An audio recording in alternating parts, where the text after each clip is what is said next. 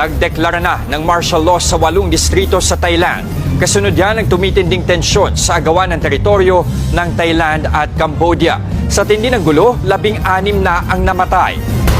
Napadapa ang mga sundalong yan sa Thailand nang biglang pasabugin ng Cambodian Army ang Phnom Dong Rock Hospital sa Thailand. Pati ang convenience store na yan na tinatambayan ng mga estudyante sa Sisaket Province.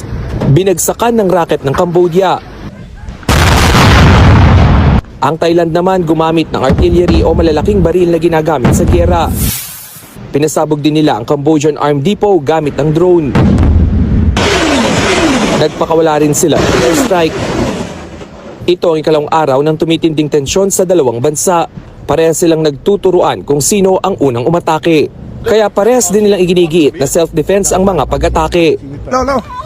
Ang mga sibilyan sa parehong border kanya-kanyang likas sa takot na masabugan. Sa ngayon, 14 ang nasawi sa Thailand, 2 naman sa Cambodia, habang mahigit 100,000 naman ang lumikas sa parehong bansa.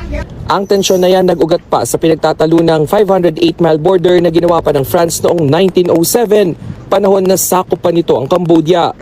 Nakatayo kasi sa border ang ancient 11th century Hindu temple na inaangkin ng parehong bansa.